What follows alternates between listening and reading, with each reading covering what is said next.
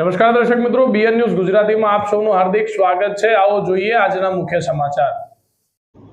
શ્રાવણ માસના પ્રથમ દિવસે ભક્તો કાવડ લઈ સ્તંભેશ્વર મહાદેવ દર્શને નીકળ્યા। પવિત્ર શ્રાવણ માસની શુભ શરૂઆત આજરોજથી થઈ રહી છે, ત્યારે ભક્તો ભોળાનાથને રીઝવવા માટે હર હર મહાદેવના નારા સાથે કંબોઈ સ્થિત સ્તંભેશ્વર મહાદેવના દર્શનાર્થે જઈ રહ્યા છે।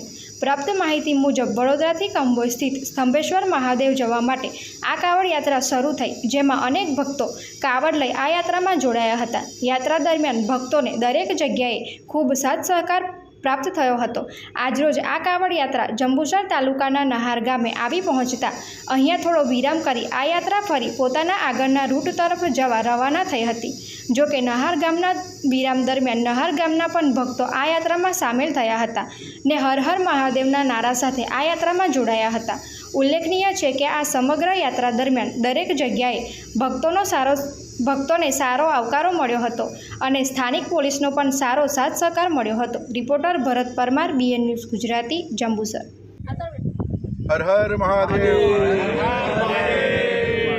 અમે વડોદરાથી કાવડ યાત્રાની જાગનાથ મહાદેવ કાવડ યાત્રાથી લઈ શ્રી સ્તંભેશ્વર મહાદેવ અમે આજના પહોંચીશું। ગઈકાલે અમે જાગનાથ મહાદેવથી સ્ટાર્ટ કરી અને આજે અમે અહીંયા આગળ નહર પાસે આવી અને અમે હોલ્ડ કરેલો છે।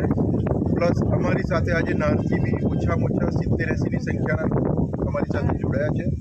વડોદરાથી અમારી ગઈકાલે આ કાવડ યાત્રા સ્ટાર્ટ હતી। અમારી સાથે ત્યાંથી બી 150 જણ અમારી સાથે જોડાયા હતા। અમારી સાથે સારો એવો કાફલો છે। પ્લસ અમને પોલીસે બી અને આવતા જતા ગ્રામજનોએ બી તમામ વ્યક્તિઓએ અમને બહુ સાથ સહકાર આપ્યો છે અને પ્લસ અમારાથી આગળ જતાં બી રોડ ઉપર પેટ્રોલ પંપ છે, દરેક ગામના વ્યક્તિઓ છે, અમારું સન્માન કરેલું છે। હવેથી નેક્સ્ટ યરથી પણ અમારું એવું પ્રોગ્રામ છે કે વડોદરાથી નવનાથ જે છે એ 9 મહિનાથી એક જાગનાથ પત્યા હજુ 8 મહાદેવ છે। અમે આવતા વર્ષે બી આવીને આવી રીતના અમે નીકળવાના છે। હર હર મહાદેવ।